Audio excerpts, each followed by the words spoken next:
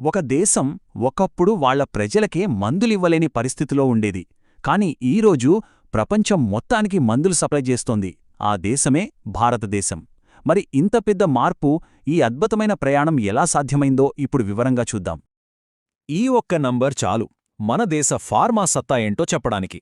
ప్రపంచవ్యాప్తంగా అమ్మే జెనరిక్ మందులో ఏకంగా 20%. అంటే ఆలోచించండి, ప్రపంచంలో వాడే ప్రతి 5 టాబ్లెట్లలో ఒకటి మన దేశంలో తయారైందే.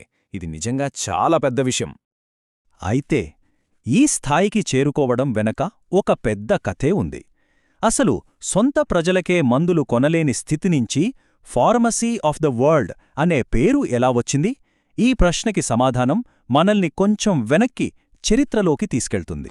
సరే, ముందుగా మనం స్వాతంత్ర్యం వచ్చిన కొత్తల్లోకి వెళ్దాం. ఆ సమయంలో మన ఫార్మా మార్కెట్ పూర్తిగా విదేశీయుల కంట్రోల్లో ఉండేది. ఒకసారి 1960ల నాటి పరిస్థితిని ఊహించుకోండి. ప్రపంచంలోనే అత్యంత ఖరీదైన మందులు మన దేశంలోనే అమ్మేవారు. ఎందుకంటే మార్కెట్లో 68% పైగా వెస్టర్న్ మల్టీనేషనల్ కంపెనీలదే ఆధిపత్యం. వాళ్లు మందుల్ని దిగుమతి చేసుకుని ఇక్కడ వాళ్లకి నచ్చిన రేట్లకు అమ్మేవారు. దానివల్ల చాలామందికి అవసరమైన మందులు కూడా అందుబాటులో ఉండేవి కావు. దీనికంతటికీ కారణం 1911 నాటి బ్రిటిష్ పేటెంట్ చట్టం. ఇందులో ప్రాడక్ట్ పేటెంట్ అనే ఒక రూల్ ఉండేది. సింపుల్గా చెప్పాలంటే, ఒక కంపెనీ ఒక మందును కనిపెడితే ఆ మందు ఫార్ములా వాళ్లకే సొంతం. ఇంకెవరూ ఎంత చౌకగా తయారుచేసే పద్ధతి కనుక్కున్నా సరే ఆ మందును తయారు చేయడానికి వీల్లేదు. ఈ ఒక్క రూల్ మన దేశీయ కంపెనీలు ఎదగకుండా పూర్తిగా అడ్డుకుంది. అలాంటి టైంలోనే 1970లో ఒకే ఒక్క చట్టం వచ్చింది. అది మన ఫార్మా చరిత్ర గతినే మార్చేసింది. ఇక్కడ చూడండి, తేడా చాలా సింపుల్. పాత ప్రాడక్ట్ పేటెంటేమో మందు అనే ప్రాడక్ట్కి రక్షణ ఇచ్చింది. అంటే ఆ మందునింకెవ్వరూ తయారు చేయకూడదు. కాని 1970లో మన ప్రభుత్వం తెచ్చిన ప్రాసెస్ పేటెంట్ చట్టం అలా కాదు. ఇది మందును తయారుచేసే పద్ధతికి మాత్రమే రక్షణ ఇస్తుంది. దీనివల్ల ఏమైందంటే, మనవాళ్లు అదే మందును వేరే కొత్త పద్ధతిలో తయారుచేయొచ్చు. లీగల్గా ఎలాంటి సమస్య ఉండదు. ఇదే రివర్స్ ఇంజనీరింగ్ అనే విప్లవానికి దారితీసింది. ఆ టైంలో మన దేశ పారిశ్రామికవేత్తల్లో ఎంత కసి ఉండేదో చెప్పడానికి సిప్లా చైర్మన్ యూసుఫ్ హమీద్ ప్రభుత్వంతో అన్న ఈ మాటలే నిదర్శనం. ఆయనేమన్నారంటే, నాకు మీ డబ్బు వద్దు, ఈ మందులు తయారు చేయడానికి మీ రక్షణ చాలు. చూడండి, వాళ్ళడిగింది డబ్బు కాదు, ఒక అవకాశం. సరే, దేశంలో వచ్చిన ఈ మార్పు ప్రపంచం మీద ఎంత పెద్ద ప్రభావం చూపిందో ఇప్పుడు చూద్దాం. అది హెచ్ఐవి ఎయిడ్స్ మహమ్మారి. ప్రపంచాన్ని వణికిస్తున్న సమయం. 2001లో పరిస్థితి చాలా దారుణంగా ఉండేది. హెచ్ఐవి ఎయిడ్స్ ట్రీట్మెంట్కి ఒక పేషెంట్కి సంవత్సరానికి $10,000లకు పైగా ఖర్చయ్యేది. అంటే ఆఫ్రికా లాంటి పేద దేశాల్లో ఇది దాదాపు మరణశిక్షతో సమానం. ప్రపంచమంతా నిస్సహాయంగా చూస్తున్న ఆ సమయంలో భారతదేశం నుంచి ఒక ఆశాకిరణం వచ్చింది. సిప్లాకు చెందిన డాక్టర్ యూసుఫ్ హమీద్ ఒక సంచలన ప్రకటన చేశారు.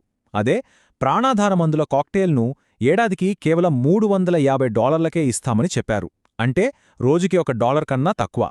$10,000 మందును కేవలం $350కే ఇస్తామని చెప్పడం, ఆ ప్రకటన ప్రపంచ ఫార్మా కంపెనీలను షాక్కు గురిచేసింది.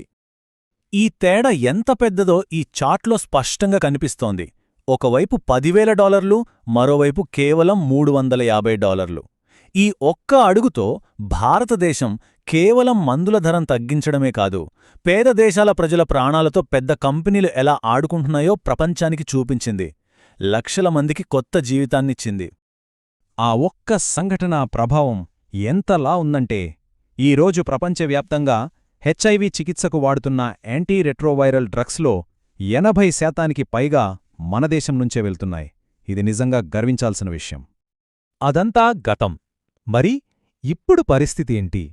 భవిష్యత్తులో మన ఫార్మా ఇండస్ట్రీ ముందున్న సవాళ్లు ఏంటి, లక్ష్యాలేంటో చూద్దాం. ప్రపంచీకరణలో భాగంగా 1995లో మనం WTOలో చేరాం. దానివల్ల మళ్లీ ప్రాడక్ట్ పేటెంట్లను ఒప్పుకోవాల్సొచ్చింది. కానీ ఈసారి మనం తెలివిగా వ్యవహరించాం. 2005లో చట్టాన్ని సవరించి దేశ ప్రజల ఆరోగ్యం ప్రమాదంలో పడితే పేటెంట్లను పక్కన పెట్టే అధికారాన్ని మన దగ్గరే ఉంచుకున్నాం. అయితే ఈ మధ్యకాలంలో మనకు కొత్త సమస్య వచ్చింది. అదే ముడి పదార్థాల కొరత. దాన్ని ఎదుర్కోవడానికే ప్రభుత్వం PLI స్కీమ్ లాంటివి తీసుకొచ్చింది. మన ఫార్మా ఇండస్ట్రీకి ప్రస్తుతమున్న అతిపెద్ద బలహీనత ఇవే. మందుల తయారీకి కావాల్సిన యాక్టివ్ ఫార్మస్యూటికల్ ఇంగ్రీడియంట్స్ అంటే ఏపీఐస్లో దాదాపు 70% మనం చైనా నుంచే దిగుమతి చేసుకుంటున్నాం.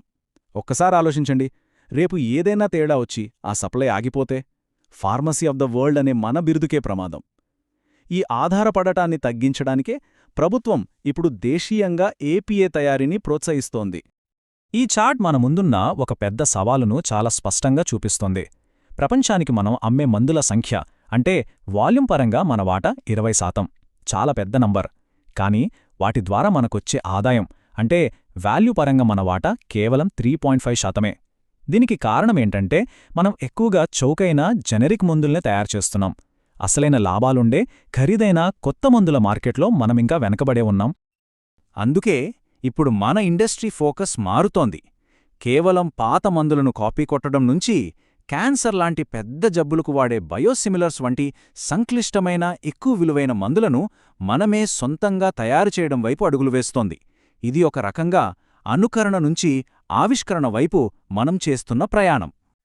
ఇప్పటివరకు మనం రసాయనాల్ని రివర్స్ ఇంజనీరింగ్ చేస్తూ వచ్చాం. ఇప్పుడు ఏకంగా జీవశాస్త్రంలోనే కొత్త ఆవిష్కరణలు చేసే దిశగా వెళ్తున్నాం.